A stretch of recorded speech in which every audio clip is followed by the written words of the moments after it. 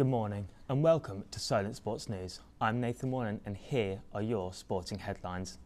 Chelsea manager Mauricio Pochettino has stated that he is upset after a dispute on who would take the penalty in their 6-0 win over Everton. The argument happened between Nicholas Jackson and Noni Madueke while Palmer was still on the floor after being fouled. This was then stopped by veteran team member Thiago Silva, but then proceeded to begin again after Palmer had taken the ball. He then went on to net his 4th of the game and 9th penalty of the season to bring him level with Erling Haaland for the Golden Boot. The game, because it was a fantastic game, but first of all I want to tell you that to make clear that they know, the player knows, the staff know, the club know that the taker is on penalties is Cole Palmer. All that happened after is a shame.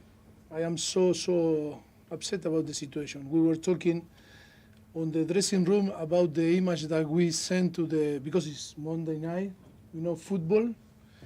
And I said in every single country they were watching the game and we cannot send this type of image.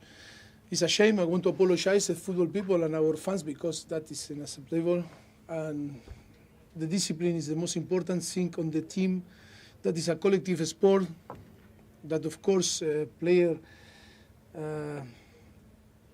need to show that they, and the offensive player that, they have the... Forgotten England star has revealed his ambition to play for England at the 2026 World Cup.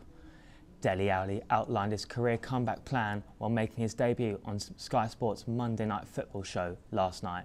The 28-year-old hasn't featured on the international stage since the 2018 Russia World Cup 5 years ago. Jurgen Klopp has become the Germans' FA next target after Julian Nagelsmann is now Bayern Munich's #1 option as replacement for Thomas Tuchel. This could be a sensible option as Klopp is departing Liverpool at the end of the season. Southampton forward Sekou Mara has been given a 3-match suspension for violent conduct. The Frenchman is being investigated for an unpunished off-ball incident with Ryan Portois during Saturday's 3-2 win over Watford.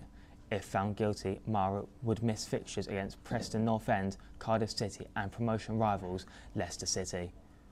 On her last season, Emma Hayes is facing one of her toughest seasons yet after losing the Conti Cup final against Arsenal, losing to United in the semi-final of the FA Cup, facing a prime Barcelona in the Champions League and sitting second in the WSL.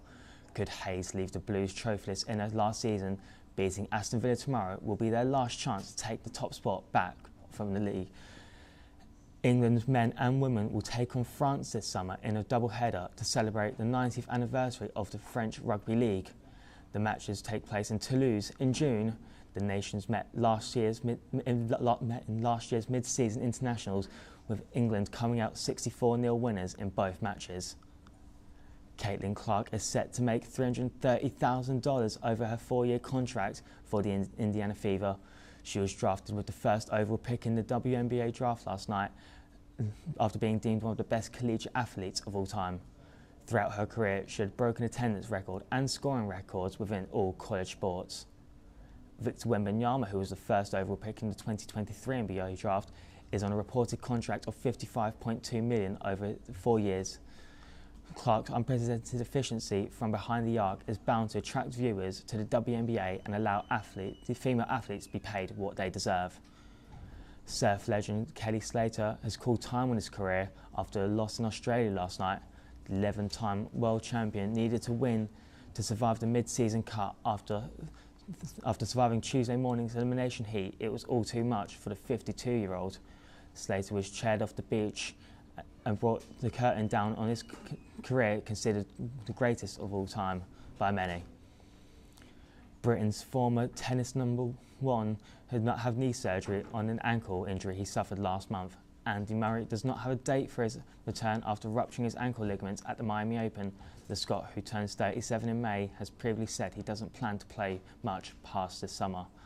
And Rafael Nadal is making his return to the court this afternoon when he takes on Italian Flavio Camboli at the Barcelona Open. The former world #1, who won the tournament 12 times, has been out of action since January because of a hip injury. Nadal says he cannot wait to play again. That's all for now. Check out our website and I'll be back in an hour.